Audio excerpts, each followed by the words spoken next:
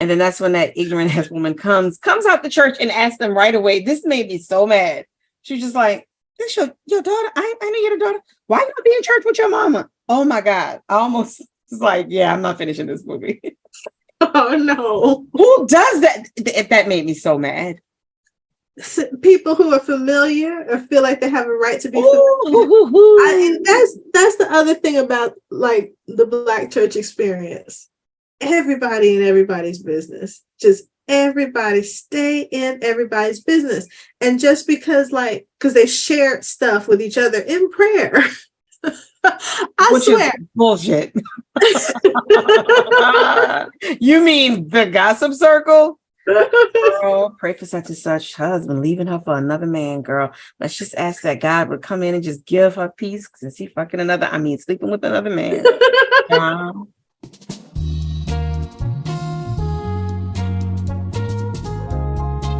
Welcome to Tangentially Speaking, the podcast where we have in-depth and entertaining conversations with a lot of tangents that always, eventually connect two seemingly unrelated topics.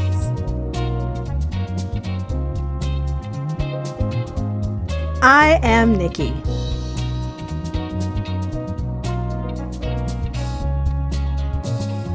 And I'm Nita Sharice.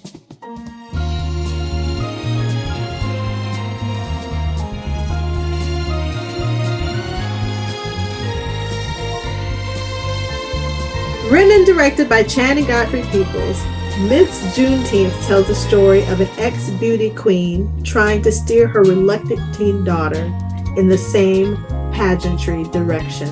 Set in Fort Worth, Texas during the annual Juneteenth festivities, the feature film stars Nicole Beharie as Turquoise, Kendrick Sampson as Ronnie, and Alexis Chiquez as Kai. Miss Juneteenth is currently streaming on BET and Amazon Prime. What did you think, Miss Juneteenth? Okay, I was entertained. I was thoroughly entertained because these people felt like folks in town, people we know. These were very familiar people. It was just like the very, very dramatic version of Atlanta almost in certain respects. Just the general attitude. I was invested in these characters. I believed who they are, and I was so upset with them. I was so upset with them. But first of all, I want to thank the film for being 78 minutes long. Thank you. Yeah. Hour and 18 minutes. That's the right length for a film. All right. Between that 75 and 80 minute mark, golden. Max 90 minute. Stop. You know, you're just stroking your own ego at that point. Keep it under 90 minutes. Okay. So hats off, Miss Peoples. Hats off to you. I loved seeing your girl from Sleepy Hollow. Yes, Nicole Beharie. Now, did you send me that TikTok about her, like the way they treated her on that show? Yeah. Every time I think of the show, I get more and more pissed off because I watched them in real time burn their own show to the ground because they could not handle the fact that one, they had a predominantly Black and brown female audience, and two, that most of us cared more about Nicole Beharie than Tom Mison. Maureen Ryan is releasing this book called Burn It Down, which goes into basically the behind the scenes drama of different television shows and the issues that production had with regards to like actors, writers, producers, showrunners, all of those people. The last article that she released was an excerpt of her chapter on the show Lost, which was scathing. It was bad. There was racism, there was sexism, there was abuse. It was bad. In the Twitter comments, she mentioned that her chapter on Sleepy Hollow was longer than the one on Lost. And I felt like a pit in my stomach because we all knew, every Black woman that watched Sleepy Hollow, we saw in real time the way that they treated Nicole. And while Nicole hinted at it because she essentially was blackballed from the industry because of her experience on Sleepy Hollow, she didn't go too deep into it. But now that we have confirmation, it's like we fucking knew it. I remember when I first started watching that show, I was so distracted because I'm just like, no, this is Kerry Washington on another timeline. You can't tell me that this isn't Kerry Washington. They found another super petite woman with lips for days. Same build. I could see her walking around going, it's handled. Now she has a slightly more languid attitude than Kerry Washington, even outside of Miss Juneteenth. I think her it's handled would be a little bit slower, but they are cousins. I'm sorry. They're cousins. They're around the same age. Like they're in our age range, sort of like somewhere between or around us. I followed her for a while because I have not been able to figure out why this woman is not bigger. And at the time, I just concluded because of how America is, or like, we already have Kerry Washington. Like, I just kind of chalked it up to that. But she is fabulous in everything that she pops up randomly. She was in that Black Mirror episode with Anthony Mackie. I'm sorry. But is something going on? Something going on. That's what I said. Nothing is going on. What is it? Is it me? No. You don't touch me anymore. Theo. You don't even kiss me. There is none of the small stuff. Squeeze my shoulder. Hand on my back as you pass me in the kitchen. Theo. Not even that? Do you want me anymore? I'll always want you. No, you know what I mean. I mean me. This.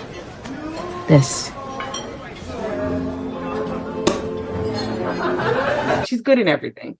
And she's Kerry Washington's cousin or daddy's love child or something. Okay. I was going to say, is that confirmed? No. It's not really confirmed. You don't see the resentment. Like they don't look like twins, but if they said that they were related, I would believe them. They're the same size. Their lips are the same size. She just doesn't quiver her lips every other word like Kerry Washington does. Like she's just like, these are lips and they're fine. Kerry Washington's like, I emote through my lips. Yeah, that's just what she does. I mean, she holds that wine glass that way. Oh, but I love that though. See, she alone would make me want to drink wine, other than like all the wine snobs, you included. Just show me Kerry Washington and I'm like, I can't have wine. It's not unless it's a red wine. Like you don't drink a white wine that way. Like you warm it up. That. Because okay, you can enjoy red is nice, warm, especially during winter. It heats the body up. It's nice. No. I'm talking about the holding. But the holding, your hand warms the cup. It warms it. The heat from your hand. This is why I don't drink wine. This is fucking ridiculous. This is, to have all the rules, to be somewhere knowing that somebody is looking at the placement of my hand while I drink my shit. Fuck you. I will throw this wine in your face. How does that feel? Is it just right? It's not a judgment on the character of the person. It's not. Yes, it is. People who drink wine and people who order their steak. Oh my God. This character based on that. And people who order wine with their steak, I hate you so much. I'm like, but it's such a great whatever. Why can't we just enjoy it like the way we want to enjoy it? Like, yes, there should be limitations. You shouldn't have ice. You can enjoy it any way you want it. But for me, it's like, okay, she says she's drinking these really nice bottles of wine. I'm like, yeah, don't warm up the grape. Don't warm up the berry. It looks better like that. Just let it. Oh my God. See, I'm not you concerned about people looking at you. No, I'm concerned about it. It looks better to me. Like it feels good. I naturally hold a wine glass like that. I'm not thinking about, oh my gosh, my wine isn't warm enough. I'm going to hold it like this. That is how I hold any glass that has a stem. I automatically just hold it like that. I just do. It just feels good.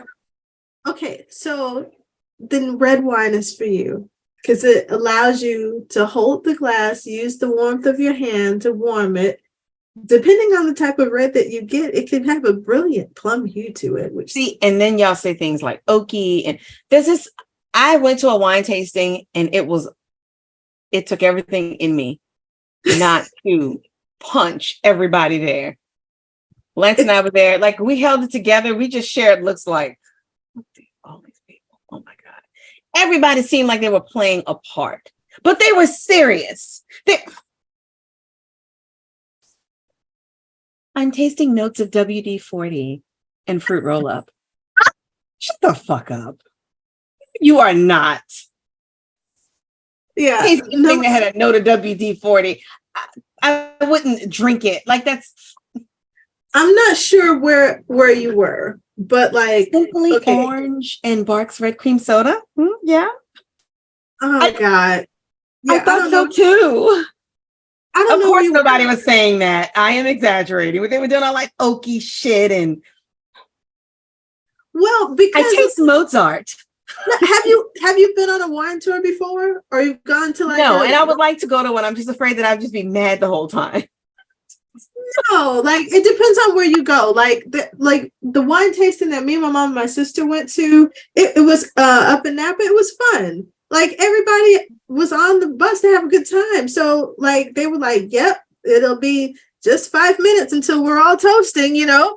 That sounds great. This was at somebody's house. Oh, see, yeah, fuck that. Like you want to go to a winery. You mix and mingle with, because all types of people like wine and drink wine, and depending on who the winery is and all of that, it could be a more modern one. So they're playing like some really sleek music and stuff. They have these really nice drinking lounges, depending on what type of wine they're serving. They also have accompanying food or chocolate. You know, it's just a really nice experience.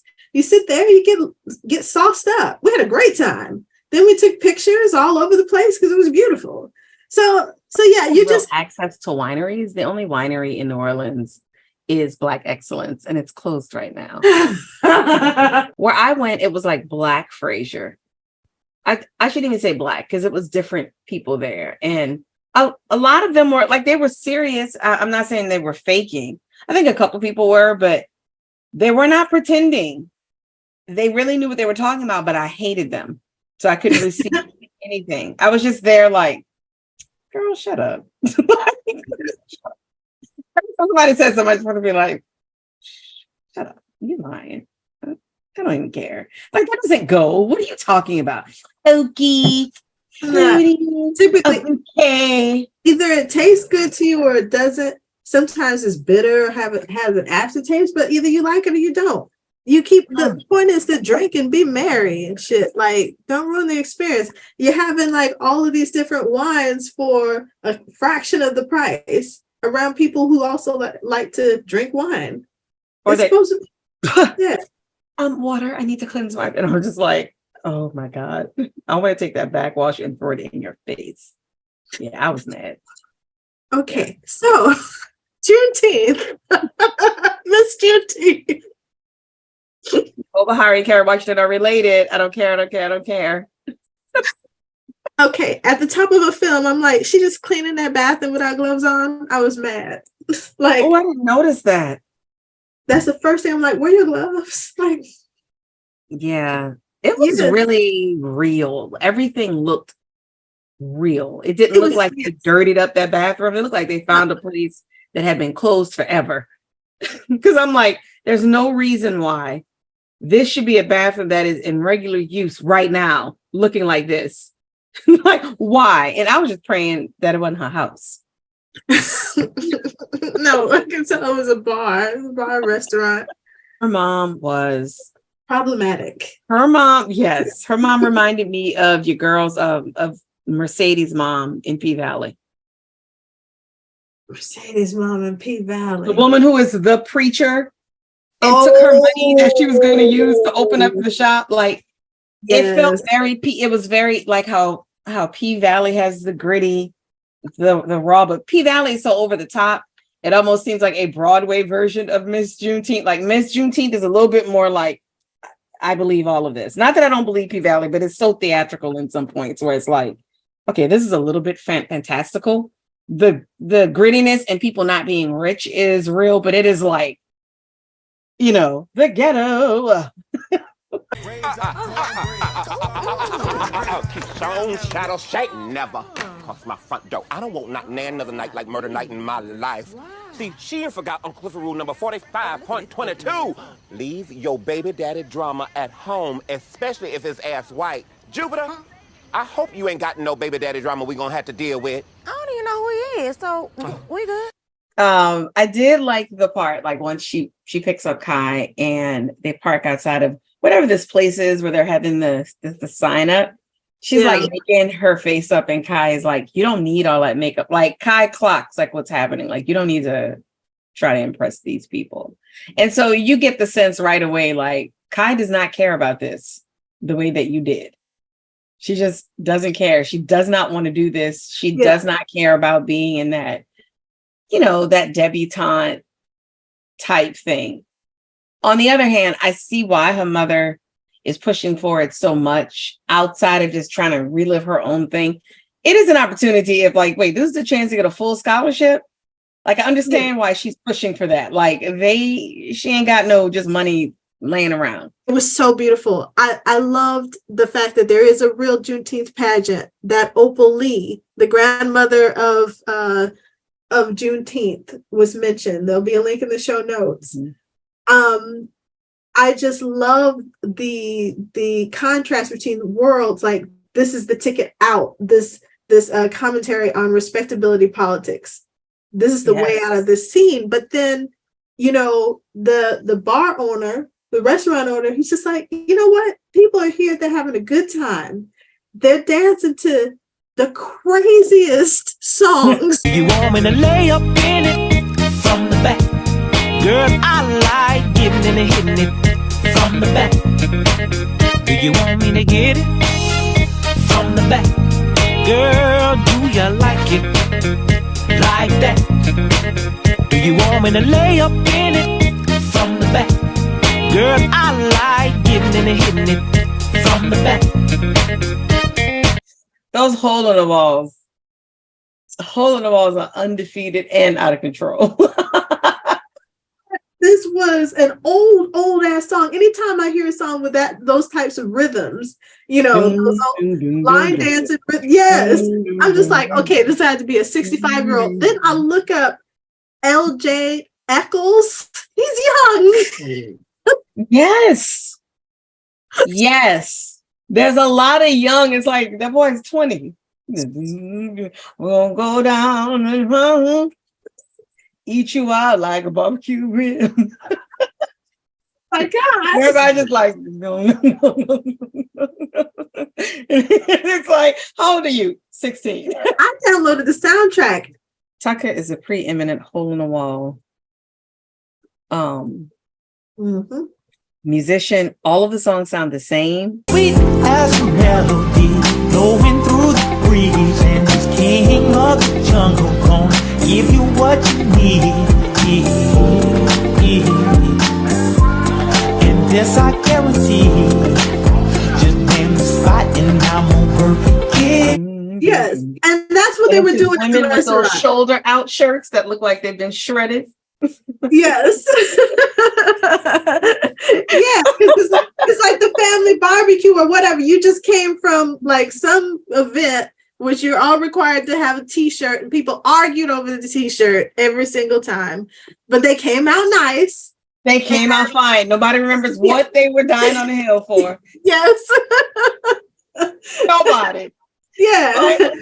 I'm glad I decided. You either have on a family reunion shirt or you have on one of those over 50 shirts with, like, you know, I still got it. The only thing I want to show is my shoulders. And then it's real drapey to cover up, like, I've had kids. It's like, I don't care no more.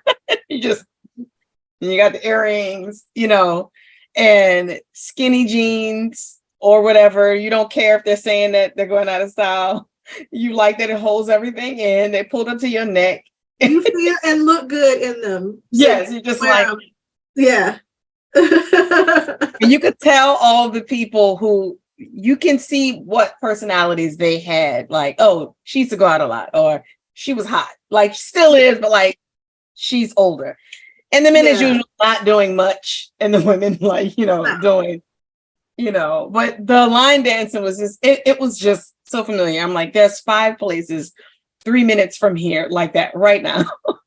that we can go in when you walk in there and you don't know what time it is. Or year, for that matter. I can't line dance without a small plate of food in my hand. It's like, listen, I'm sitting down eating, but that is my song. Now, I never do a full-size plate. That's too far. I was going to say, you have standards. Yeah, it's so amazing because people be really, but you know what? You can't help but have fun while listening to it either. It's just one of those things. It's just old, but yeah, it works. Like, you don't really have to do anything else to it. The lyrics are wild. The lyrics are fucking wild.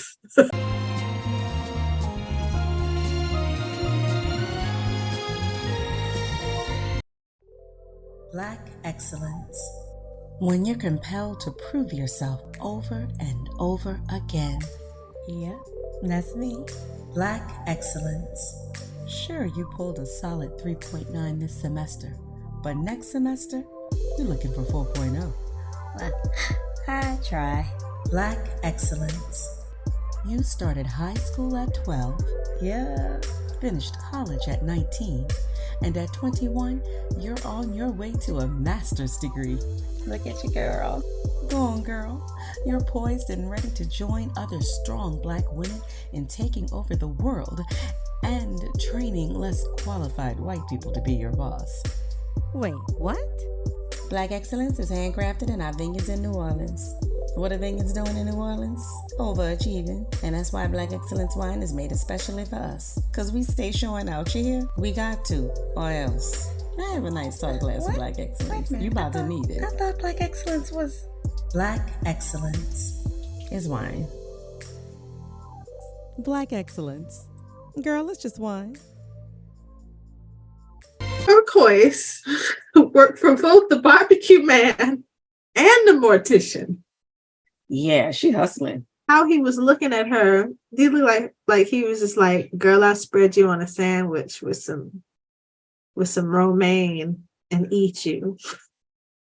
And we figure out that, you know, they've known each other for a long time. As customary in these towns, I feel like everybody has known everybody for years. Yeah. And he's always wanted her for a long time. Yes. Yeah. Like, you should be living like this.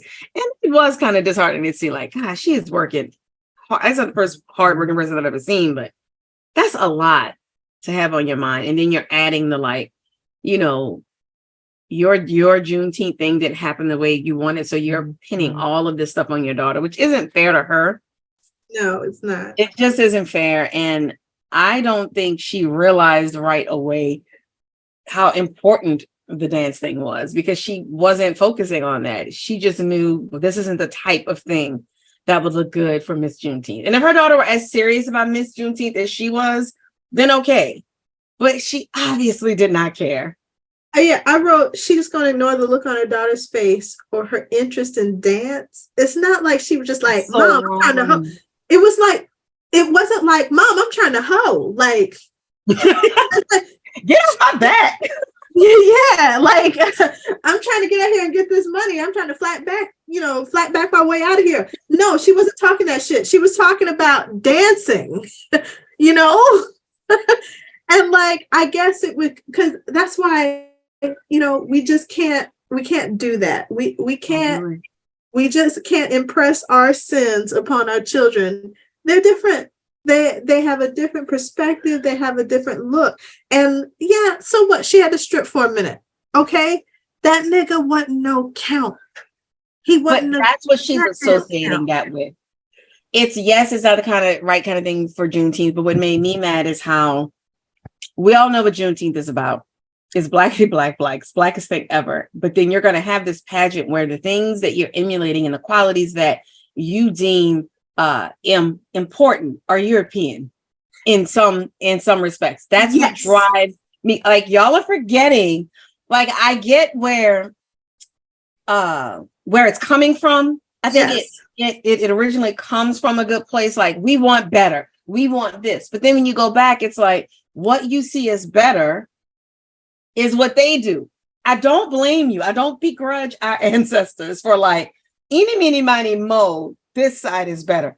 But we still have to be us. And so the the mere fact that she responded to the type of dance that her daughter wanted to do in a negative way, yes, it was because of Juneteenth, but also the Juneteenth pageant is embodying everything that isn't Black. And I'm not saying that knowing how to be at a table or eat your food in a mannerly way is not Black, but just the focus on like this certain way to be and laughing at anybody that steps outside of that. The fact that she had to blow her hair out, her beautiful, natural, thick, lustrous hair, in order to more resemble Juneteenth, which you wouldn't have if it wasn't all about enslaved people who did not blow their hair out.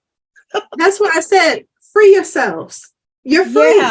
Yeah. You're free. You can go ahead and be free from this. Like, I feel like I'm so proud to be a person who is Black, who was descendants from Africans who were enslaved. I'm so proud of that because we've not only seized upon the opportunity to recreate ourselves in any way we can imagine, we have changed the world in doing so. So it's like, do I mourn the loss of those connections with that land? Yeah, it calls out to me every now and then, and I try to answer it. You're learning about it, but you don't just feel like you're lost or something. Yeah, that can inspire the new, and it has in so many ways. Like the thing about African Americans, about Black folks, is that we've taken whatever we've known of the old that we felt, and we have indeed turned it into something new. That's one of the reasons why I love hip hop. I love hip hop because when you talk about just sampling alone, how somebody could hear like this song and then take it and then just make this totally just slamming creation. It's amazing to me. And it's so representative of who we are, the people. We take the scraps and make gold. You know, we're the geese that lay the golden eggs. We've been remixing forever. Remixing because it's adapting. Yeah. So yeah, like, and we don't need to take on European morals, values, or whatever to do that. We can do our magic. We can work our own magic, and that's why I'm just like, folks, free yourselves. Get free. Just get free. Yeah. And I mean, I'm thankful that by the end she realized that, and it didn't feel like, oh, everything worked out and it's tied up in a bow. Everything was very authentic. Like I completely understood why she had the reaction she did to that dance. Because I think if you couple that with seeing her with that boy, and it's just like, as a parent, like, no, she's growing up, and those girls are just dancing and they're innocent, but it forces you to see your child as like the young adult that they're becoming. And you may not necessarily want to do that. And you're looking at, because it seems to me what messed her progress up, because they don't ever say like explicitly, but she must have gotten pregnant, I guess. And like, she didn't finish school is what it seems like. Because they said something like, I think her daughter says to her, like, you didn't even finish school. So I'm like, so did she drop out because she got pregnant with her? Because when her daughter decides to start taking it seriously, it is when she goes on that tour and the lady points out all of the accomplishments of all the other Miss Juneteenths, and with her mom, like, there are none that the lady highlighted. Like, she's not like a corporate attorney, and it sounds like she didn't finish school. It sounds like she didn't finish high school. It doesn't sound like she even took advantage of the scholarship. And then, like, I didn't get that sense. Did you? She wasn't able to take the scholarship because, one of the stipulations that we learned, like when they first are signing up, is that you have to maintain a certain grade point average. Well, how was she able to do that if she was pregnant and she had a completely unsupportive mom? Yes.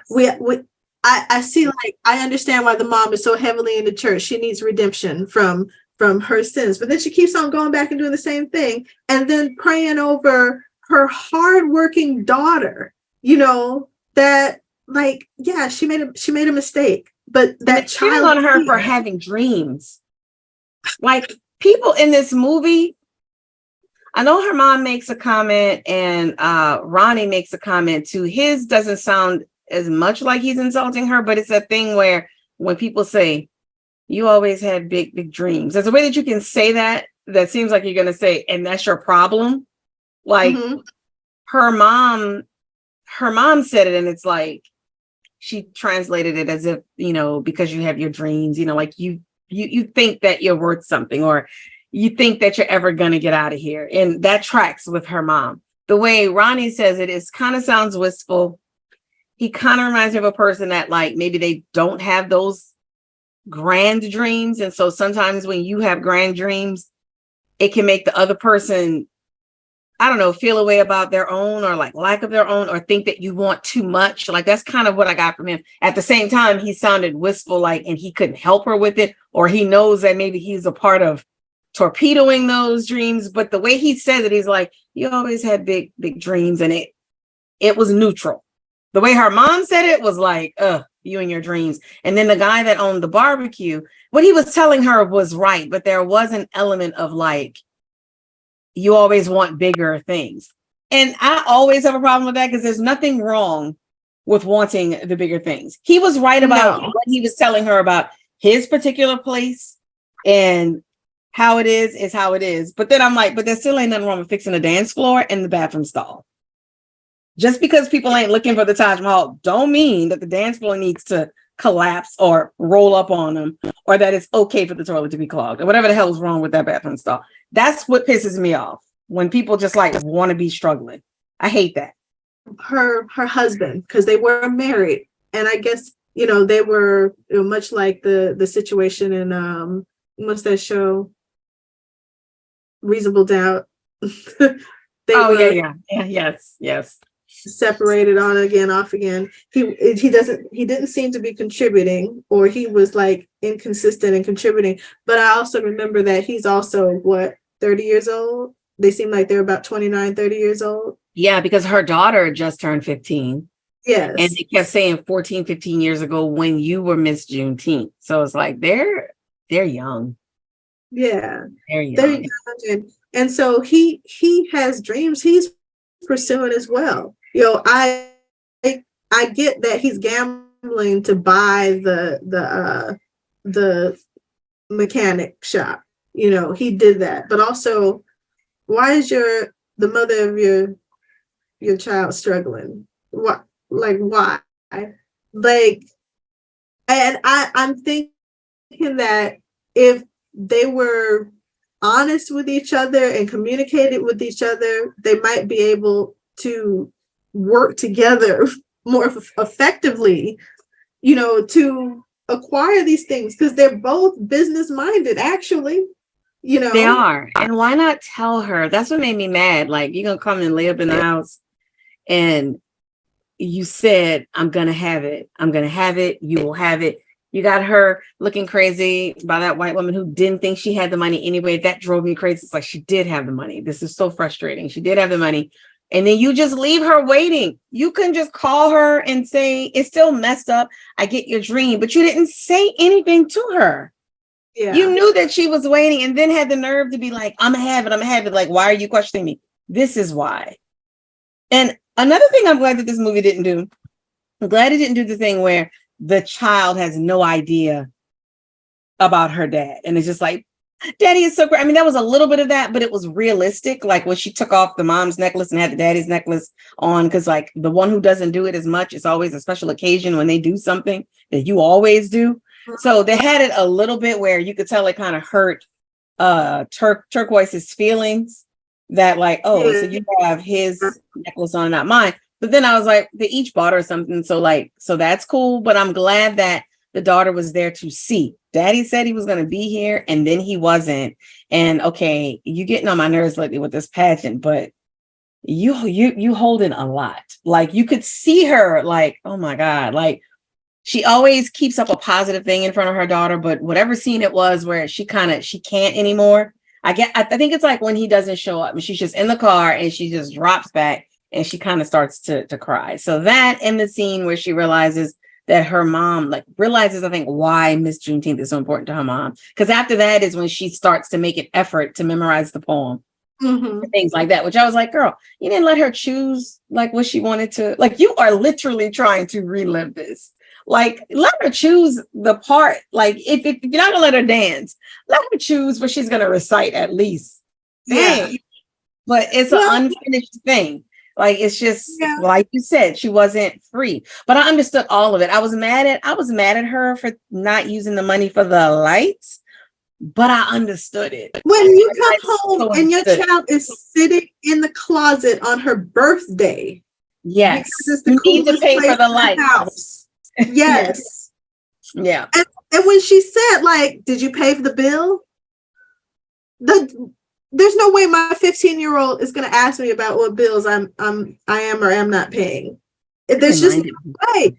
Yeah, like that right there should be enough of a twisted knife. But she is so deep in, I finally made it to the goal to do the dress. And then you have him kind of, I mean, to us, it looks like he's come back into her life, but it seems like they communicate. I think that maybe she was thinking like, maybe I get it from him. I don't know. That was a step too far because I was riding with her. I even understood why you would think for a moment, I don't want to spend this money on this, but I would only do that if I got it from him.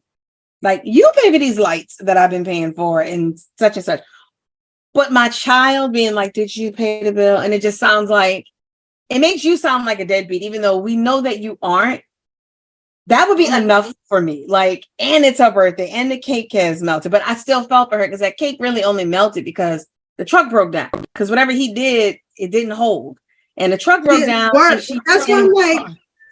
He applied a temporary fix, but he didn't offer that caveat. She don't know anything about cars. All she knows is that you got it starting again, and now she's rolling. It's on you to be like, but it's going to need a new fill in the blank. Well, and he didn't do that. Then he makes matters worse by going and getting arrested by shooting an alligator. And it's like, this isn't the time to lament over like, oh, it's just an animal, which is like, alligators are kind of, there's not a whole lot of them, but still, you're just doing stupid shit.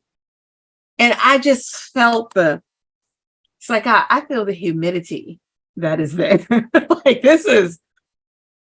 the movie was very, very well done.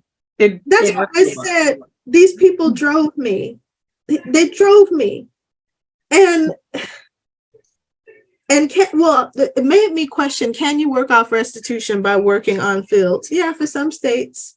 As of 2017, Arkansas, Georgia, and Texas did not pay inmates for any work, whether inside the prison, such as custodial work and food services, or in state-owned businesses. Additionally, Alabama, Florida, Mississippi, Oklahoma, and South Carolina allowed unpaid labor for at least some jobs. Well, that's the whole thing. That was the issue with Louisiana a little while ago when people kept misrepresenting what the people who don't read are saying. Slavery is on the ballot in Louisiana. They were making it seem like the person who presented it wanted that to happen, and that's not what it was. It was still the result of something very stupid. Yeah. The lawmaker that originally put the bill in, the wording was messed up. And so it was like, no. Like, we don't want that one to go through. So vote against it. But the way the wording sounded it was like, vote for it. And people just saw slavery and they were like, you want to vote for slavery? But anyway, it had to do with Louisiana didn't want to be one of the states where that could be your sentencing, that you would basically be a slave. And that was the whole thing. And it doesn't surprise me that, of course, Texas has this. Of course they do, because these people had a hard on for bringing slavery back ever since those wascally slaves figured out that they'd been free for 2 years.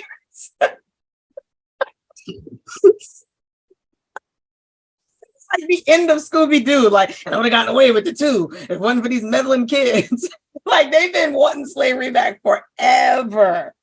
And I didn't even realize that while Texas lied to their enslaved population, that other states were sending their slaves to Texas to keep them. Because they're like, Texas know how to do it. Sending their slaves to Texas probably worked out some kind of like broker deal where, you know, the folks in Texas were getting like a percentage of their person.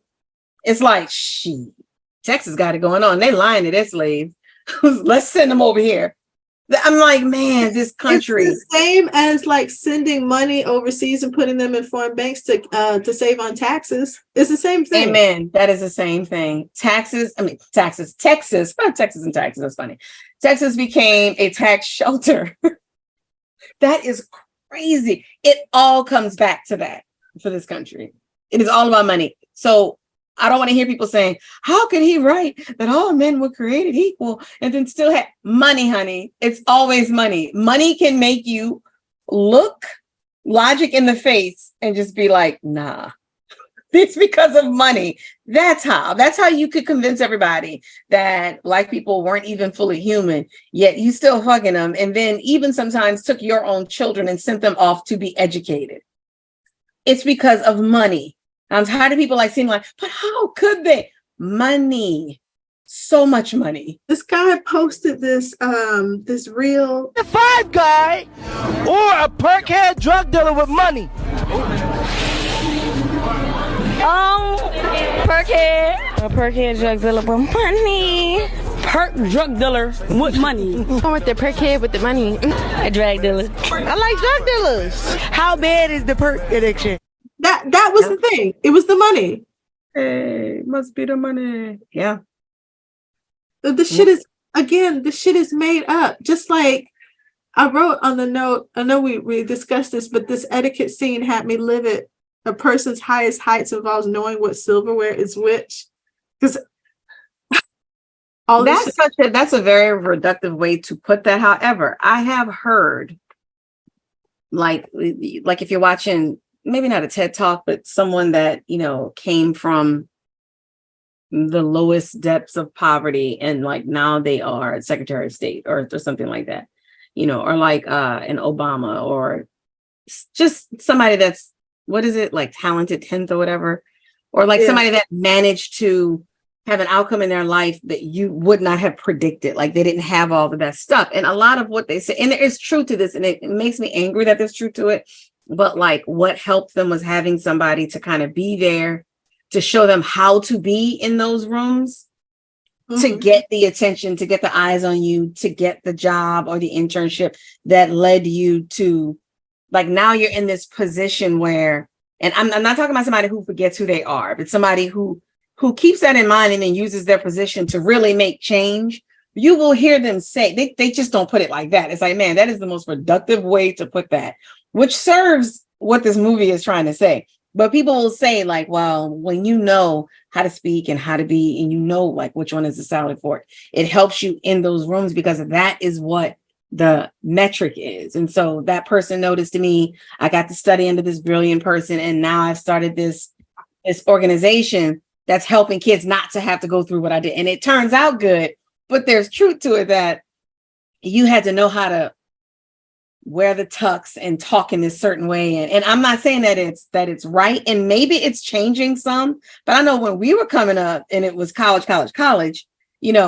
that was the way it was looked at. Like you can be how you are in relaxed company, but you need to know how to speak the King's English and all that kind of stuff in order to get in there. And I was just like, yeah, this reminds me, I come from a family of, there's a lot of people that's teaching and things like that. And you come across that and it angers me because I guess I am upset that is true, because the more that I've learned, it's like, yeah, make yourself as far away from who you are as possible to get looked at. So then you can then make a U-turn and then like show who you really are. It's like all of these hoops. I do think that some of that is changing. I know it's still out there, but I think more people would frown on that now than when we were, choosing colleges and thinking about our next steps, for sure. I think that in general, what we need to do, and I think what shows like The Cosby Show, which is why it's such a terrible loss. It is. But what they were trying to say is that because you saw all Black people doing business with each other. Yes. And there's no way that we don't have to go outside ourselves to get salvation. We don't. That is on a singular level. That is on the macro level as well, micro and macro. We do not have to look outside of ourselves for the answer. And so I think that I wanted her to, I was so glad when she finally accepted her daughter, this is, because that dance, it's us. Those majorette traditions are us, turned into something new. This is what we did with our freedom, and it's beautiful. I love that shit. I am a Bring It fan to this day. I love that try to emulate, like those people try to emulate. You don't know how many TikToks got to link to this one. I know you've seen that TikTok with the little white cheerleader trying to do this chair that this black squad did, and it's awful. So don't try. Don't try. You fuck like us. You can't fuck like us. You can't fuck like us. You can't fuck like us. Don't try. Don't try. You fuck like us. You can't fuck like us. You can't fuck like us. You can't fuck like us. Don't try. You fuck like us. We can't. You can't fuck like me. You can't fuck like me. You can't fuck like me. Don't try to fuck like me. You can't fuck like me. You can't fuck like me. You can't fuck like me. Yeah, that's what hurts my heart. Like, y'all are trying to divest from your blackness. It's what makes us us. This Miss Juneteenth pageant, like, how can you just miss it? How can you say we're gonna have this pageant and then get rid of all the black? Yeah. Like, as soon as she looked at her hair and started spraying it, I was like, yep, I know exactly what she's doing. Like, she's like, no. And don't get me wrong, her hair was gorgeous blown out, because at least it wasn't pressed to death. It was gorgeous. But I've been in those environments where I do something and I'm thinking, wait, why am I being looked at like this? Like, this is black. And then you start to see, like, no, this is from a legacy of respectability politics, and it's assimilation. Yeah. It isn't embracing your culture. It's trying to assimilate with something. It's basically just being a white person who's like painted another color. And like, I'm not interested in that. That isn't black to me. That's a very old school way of looking. And it's like, man, y'all are misguided. Like, this started from a good place and then it turned left. And I like what you said about on the Cosby Show, may it rest in peace, that you saw black people dealing with the black people. You didn't see somebody trying to compete to be good enough so that the white person would look at them. But unfortunately, there are also black people who set up that same, like, that's what the Miss Juneteenth pageant was. That's all black people. But that bitch who lost to her mom, the way she treated the daughter. Oh, she was so salty. Like, I mean, from jump. And it was in that Southern, like, I'm insulting you to your face, but I haven't actually said a literal insult. Like, she's like a salad fork, but I'm like, that is a child. And who gives a fuck? Like, the South, she's in the past too. Yeah, the South is going to end up in the toilet. Like, eventually, who gives a fuck which fork you used to get it there? Yeah, that man. And I've always felt it, but I see it so clearly now. Like, no, what I envision is, yes, black people doing excellently, like, with the businesses, but it's what our twist on it. Like, yes, you can tell that this is a high class environment, but people have their heads wrapped. I mean, we use whatever fuck fork we want to use. Maybe we're not. Maybe it's a dish where you eat it with your hands, and that's okay. Like, that doesn't mean anything. And it's like everything that is seen as lower class or other are the things that are us. And that's a problem when you are called Miss Juneteenth. It's such a problem. And but I do feel like this is changing. I mean, this is obviously, I did not read about like if the filmmaker, like if they have a personal thing with this, but this is obviously like almost like a retrospective. So it's automatically going to be kind of in a different time, even though it came out in 2020. But there are places that are like this. I was talking to a family member who has family like on the other side, and they're in Texas. And she was talking about how one of the kids is into the majorette dancing, like loves it and is really good at it, but started off in ballet, and how the mother was not happy about that because like it should be ballet. No shade against ballet. There are great like ballet dancers, but don't get mad. Like your daughter has learned all of the fundamentals and all the basics and has an affinity for something that is very much her culture. She's probably really good at it because she has this dance foundation, but you see it as low class and you're upset with her for it. It's like, no, she's about to get the complete, full and total Black experience. And I wouldn't be surprised if she was the type of parent that doesn't want her to go to a Black school, which is, to me, that's tragic. It's especially like as we're discovering, you know, the value of our culture, like as African Americans. Yeah. I think I was really upset when she said you ain't gonna get no scholarships dancing. And so there will be a link in the show notes to majorette scholarships. But that shows how she's stuck in her past too. Because she said you're not gonna get a full ride, right? Like, didn't she like make a stipulation that's like how much money? I think, no, she's right. I don't think you're going to get a full ride from these, but you can still get scholarships. You know, I think people need to get, and this is the time of year too, where young people are, who are college bound, are looking for ways to finance their college careers. And it's ridiculous how much the cost of higher education has gone up. And, you know, it was by design, but, you know, Ronald Reagan brought that into fruition, and it made it easier to separate populations from each other, because there were those who could afford to go and those who couldn't. And so now we know a lot of people that could afford to go to college, they have since become Democrats or whatever. So they're to be addressed in a different way. They're just manipulated in a different way because they have different values.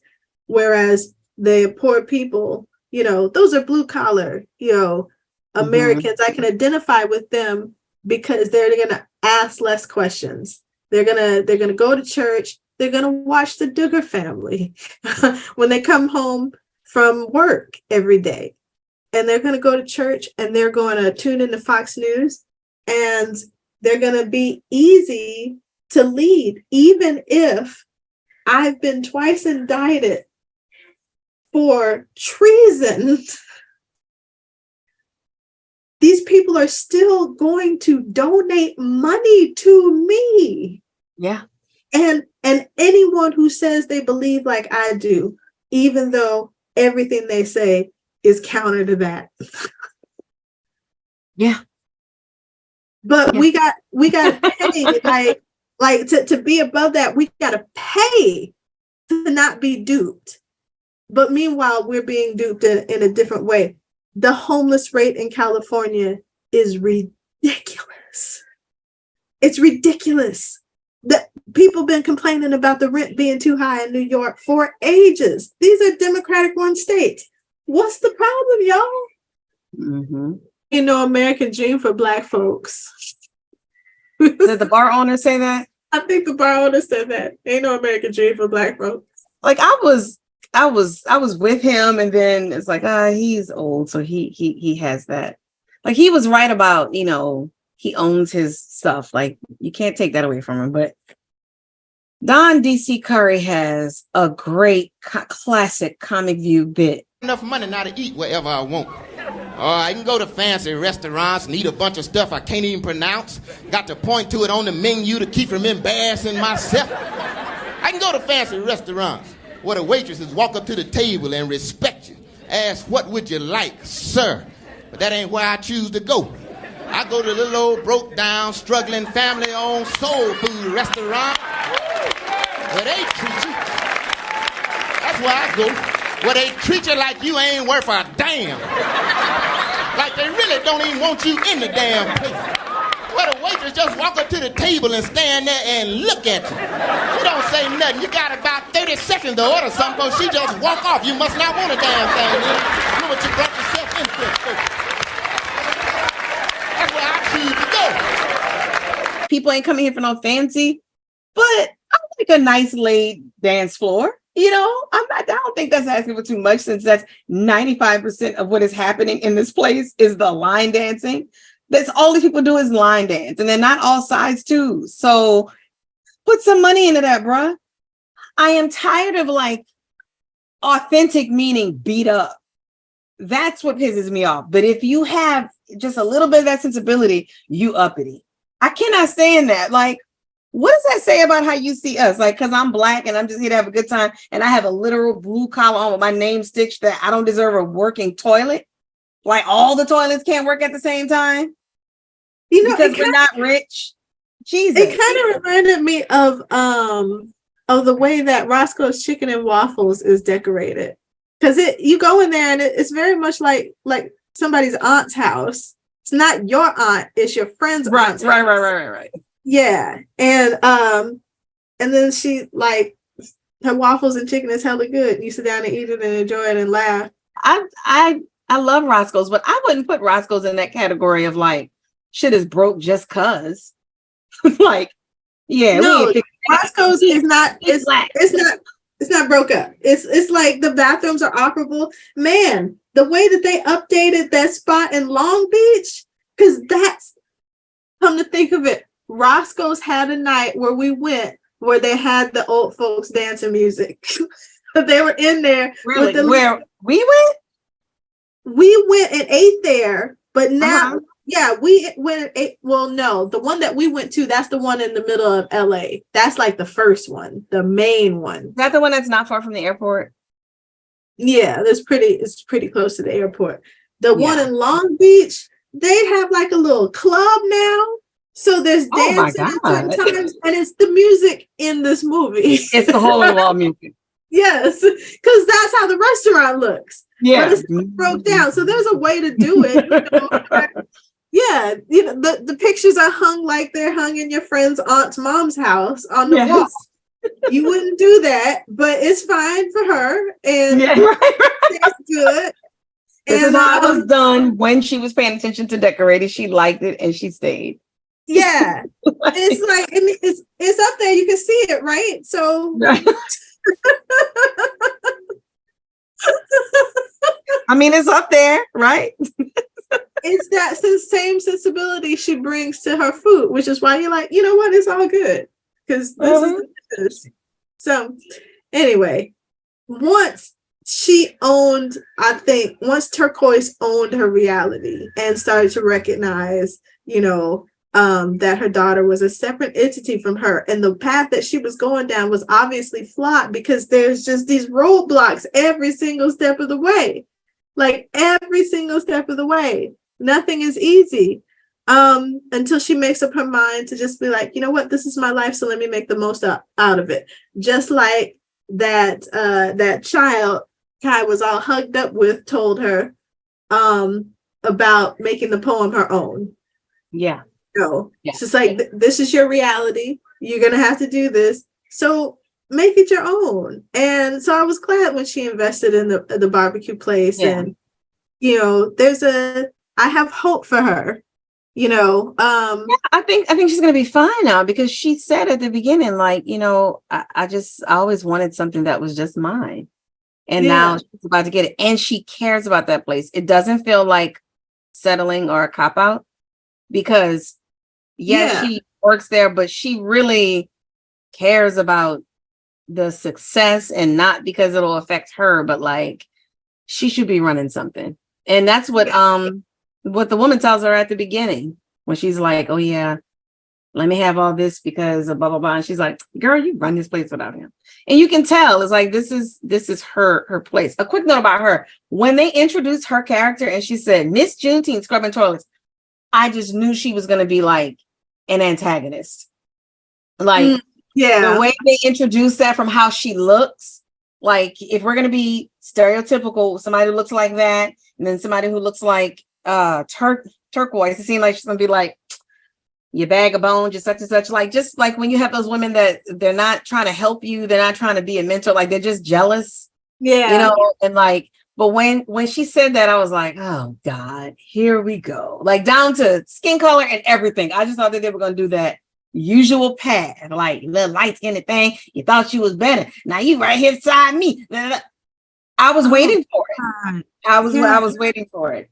You know, but I'm so glad it's like she really cares about her. She's sweet. She's a coworker that makes your shift go by quickly. And she was funny because whatever man she's dating, Turquoise said something about wheeling him in his wheelchair. And she was like, girl, he get a social security check.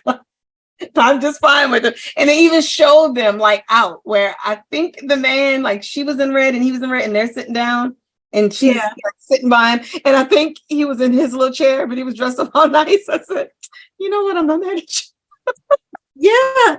That woman, she's free. She was a person.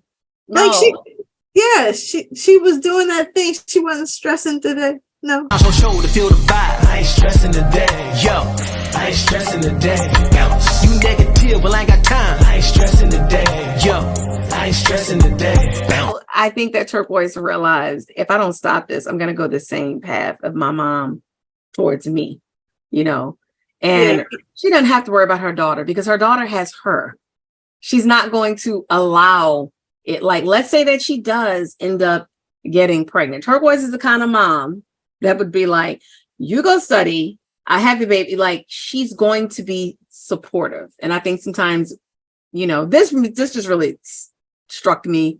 I don't think I'm in mental bondage to that level, but there is some of the woulda, coulda, shoulda, you know, like, oh, you know, I'm at this point in my life and I'm only here. Like, I understood it, which is why I was mad at her with the money. But I was more like, she's so determined not to have her daughter have the same. Yeah, that she's willing to, like, this don't make no sense. And then you fall back on, well, I shouldn't be paying this anyway. It just should be him. But you know he's not going to come through.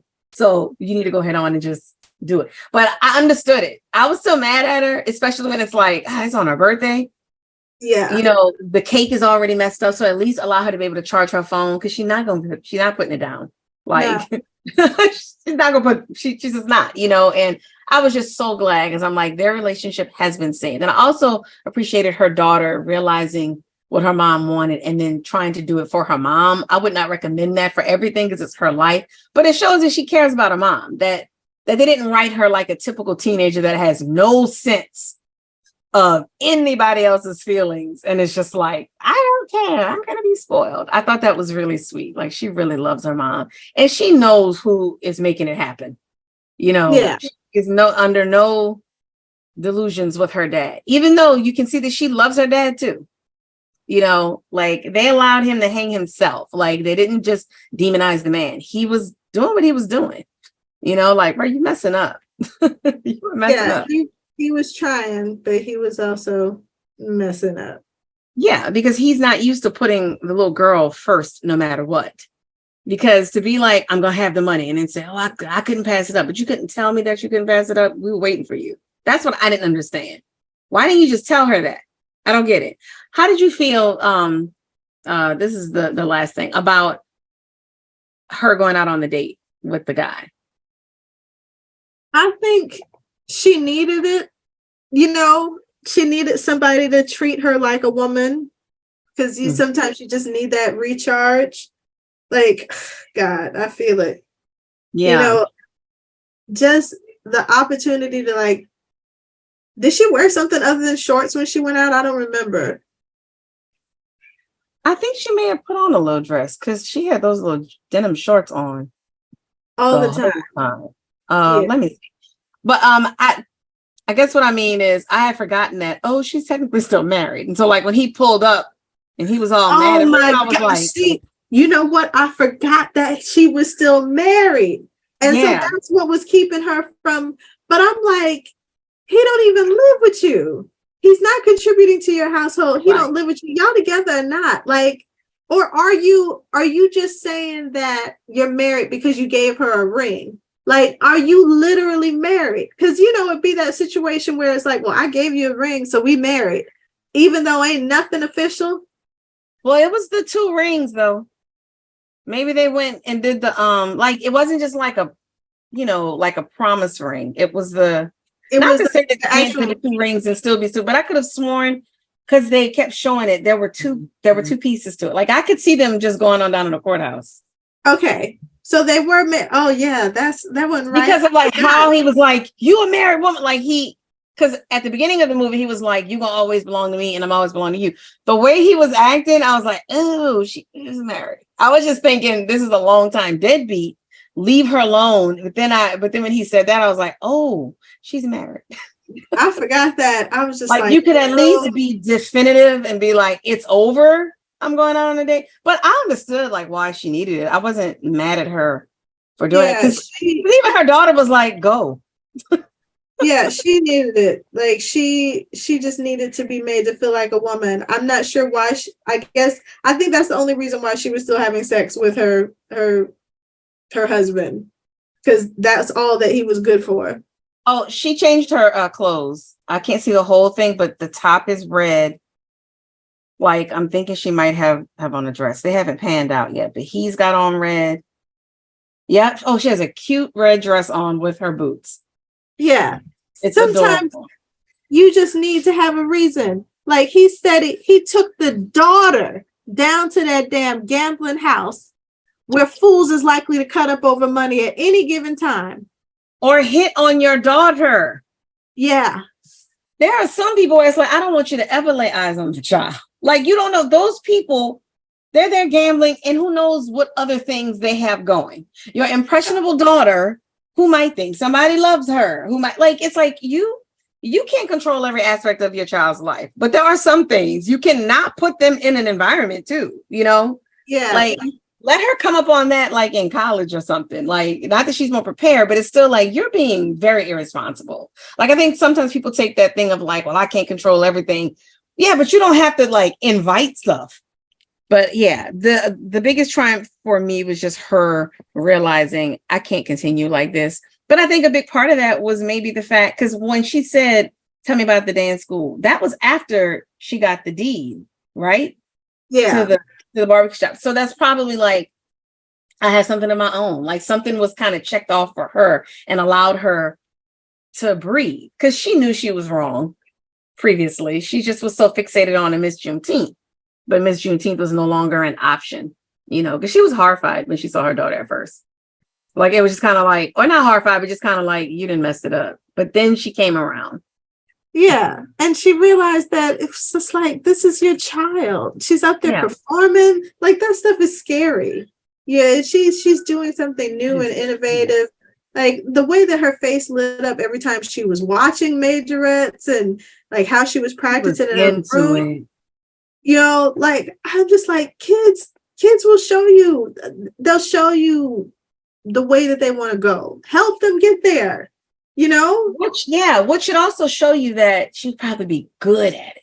Yeah. She'd be a good majorette. And I'd be willing to bet this isn't like a sequel type movie, but I won't be surprised if the next crop of girls, somebody tries something like she did. And after a while, that kind of thing might be expected. That's why I kind of had a thought like, you know, she's only 15. She's not a senior.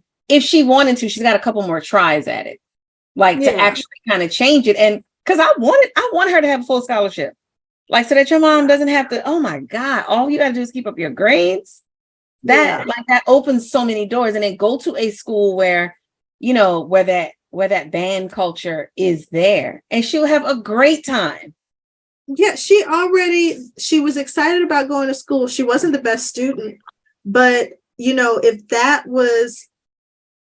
what she wanted to do, like choreographers are killing it. And also, you can't be a majorette if your grades are in the toilet. Sometimes kids need things to keep those grades there. Not every child is going to be like, I just love learning for learning's sake. No, like everybody's not. You need the arts. Like you need other things. Always use that special interest to motivate the other aspects of your child's, you know, your child's development. It's anyhow. How do we rate this show? I give it 5 stars. Yeah, I would say the same. I was completely invested. I cared so much about these characters. I think they were so well portrayed. It was very authentic, very realistic. In looking up Channing Peoples' information, she wrote an episode on Queen Sugar, Oh, really? Season 1, episode 10, and season 7, episode 13. Hope she continues and we see another film, because this film was like gritty and real without being depressing. You know, they showed people who like, this is my life, but I'm living it. You know, I'm happy with what I got. I mean, the protagonist struggled, but there are some movies where it almost seems like poverty core, like, or a porn, or like where it's like, how bad can we make it? You know, like I gotta go outside and lick the pavement after the rains. I ain't got no water. Like, just like, okay, come on. Like, all right, you know, but it's hard to complain about it because, you know, how much of an asshole does that make you look? Like, you know, sitting in your comfy home, like, this isn't how it is to be poor. Like, it's kind of hard to speak out against stuff like that, but you know it when you see it. Like, this is overkill. Okay, can somebody have some joy? But with this, it was very realistic. Shit gets cut off. Sometimes you got to call and make arrangements, and you know, and stuff like that. But they were living. So that is not an easy thing to do. Like, the cast was perfect. Everybody did a great job, and then just reminded me, like, Nicole Beharie is not a big enough star. She's too good. She's too good to say that a lot of people don't know who the hell that is. Yeah, that whole incident with Sleepy Hollow was very unfortunate. I hope that, hey, Shonda Rhimes, hook up with Nicole Beharie. All right. I promised Carrie. Have them be related in a movie. They, you know, cousins. Please do that. Yeah, you know, I think we can share the love on all levels. You know. Yes, we really could. I have to see if there's an article about those two being told. Like Regina Hall and Regina King both have stories of like, yes, people always think that that's me. It's not. I'm the other Regina. I have to know. Okay, so is that our show? That is our show. Thank you for listening to Tangentially Speaking. This podcast is recorded and produced by Nita Sharice and Nikki Ebo. Our theme music is Lush Living by Martin Landstrom. Our artwork was created by Prime Vice Studios. You can learn more about this intellectual property development agency at primevice.com. Find us on your favorite podcast player and YouTube. Don't forget to rate, comment, and subscribe. Be sure to follow us on TikTok, Instagram, and Twitter.